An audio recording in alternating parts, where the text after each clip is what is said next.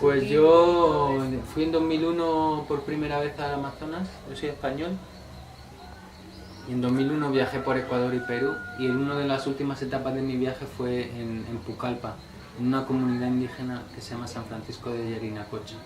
Es como una especie de pequeña meca indígena del turismo ayahuasquero, ¿no? Ahí siempre ha habido muchos curanderos, muchos chamanes, y hay pequeños albergues. Y entonces yo fui y tuve una experiencia muy intensa y bueno, me fascinó el asunto. Yo soy periodista. Entonces, bueno, regresé a España y continué trabajando. En un momento dado ya de mi carrera decidí que quería especializarme en el conocimiento, no ya solamente de la ayahuasca, ¿no? Porque también me interesó mucho las culturas indígenas, ¿no? Del Amazonas. Y en el año 2007 decidí venir a estudiar la maestría de estudios amazónicos de la Universidad Nacional de Colombia.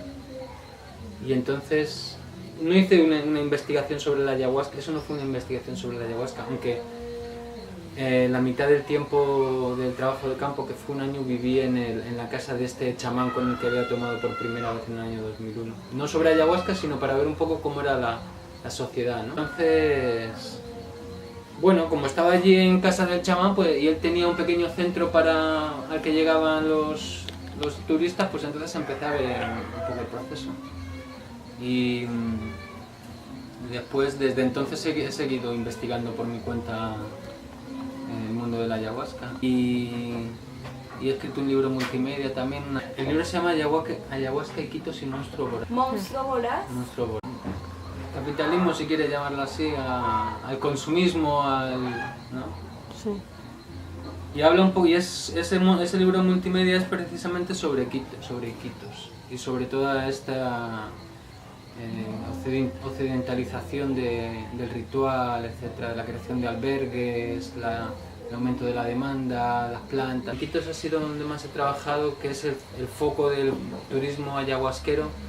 Creo que hay un poco de conciencia de que se trata de una medicina o de unos rituales medicinales, entonces la gente los trata con cierto respeto, ¿no? No diría que... Yo creo que, por otro lado, hacen una interpretación de la ayahuasca y del ritual diferente, han adaptado la ayahuasca a las expectativas de los gringos, ¿no? El sistema médico tradicional es diferente del que se ofrece a los gringos, ¿no? Pero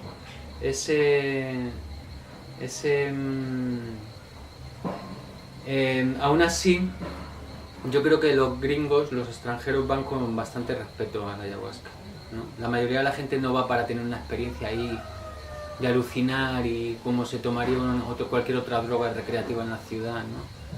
Creo que tienen un poco más de conciencia.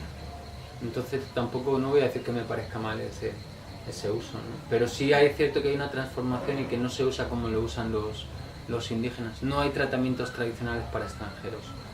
Para los extranjeros se han desarrollado nuevos tratamientos, nuevas formas de tomar, que persiguen otros fines y que tienen otro método. La ayahuasca se toma en todo el mundo y es la ayahuasca que se prepara aquí. Sobre todo, en Iquitos sobre todo, en Río Branco, en Acre, en el estado de Acre, es lo que surte a todas las iglesias de la ayahuasca que hay en el mundo. Iquitos es lo que surte, Iquitos y el Putumayo también, pero creo que en menor medida, sobre todo Iquitos. Iquitos y Pucallpa son los que surten a Estados Unidos, a Europa, a Australia, ¿no? Y entonces se están enviando miles de litros al año, no sé, no sabría decirte cuánto. Miles de litros, no se puede decir porque es que es muy difícil, no hay un mercado oficial de la ayahuasca, hay mucha gente que se dedica a hacerlo. Se está poniendo más plantas, sí, sobre todo en Iquitos hay como de alguna manera influidos, ¿no? Por esta necesidad de hiperestimulación, de novedad también, ¿no? De un poco en consonancia con la economía de mercado que siempre ofrece un producto un poco diferente o que tiene una cosa, algo más, ¿no? En Iquitos le están poniendo bastantes cosas diferentes, a veces le ponen tabaco, bobinsana, a veces le ponen toé, que es el borrachero, que es una planta bastante potente y que contribuye a que la experiencia sea más intensa, no tan agradable a lo mejor, pero en teoría más visionaria, pues yo lo dudo, pero bueno, se le pone toé algunas veces para hacerlo más intenso.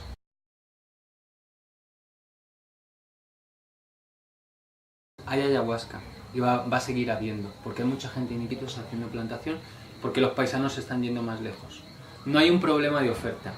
Lo que pasa es que como está más lejos cada vez, entonces se está pagando más por la liana. Se ha multiplicado el precio por 3 o por 4 en los últimos 4 o 5 años, ¿no? Hay una inflación derivada de ese aumento de la demanda, ¿ah? Y de la dificultad cada vez mayor para conseguir la liana en el monte. Y porque además los gringos, Iquitos está colonizado en cuestión de ayahuasca por los gringos, ¿no? Entonces los gringos tienen más plata y todo eso sí.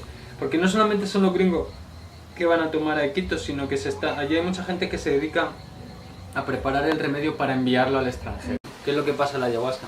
No va a desaparecer de la selva, va a desaparecer de aquellas zonas en las cuales trabajar es rentable. Pero allá donde esté tan lejos que trabajar no sea rentable, pues entonces ahí no va a desaparecer, ¿no? Pero sí es como con muchos otros animales de la selva, ¿no? Que no están donde hay el radio de acción de los seres humanos. Pero más allá del radio de acción de los seres humanos sigue habiendo una riqueza, aunque claro, todo va perdiendo, esa biodiversidad se está perdiendo lógicamente.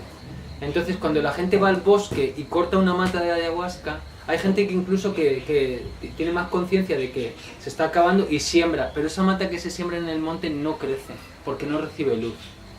Las plantaciones se hacen en rastrojos, en chagras abandonadas, ¿no? O se desmonta, se siembra un palo de guama, que son unos palos que crecen muy rápido, en 2 o 3 años ya están grandes, y al lado se siembra una ayahuasca. Pero sembrar en el bosque no da resultado.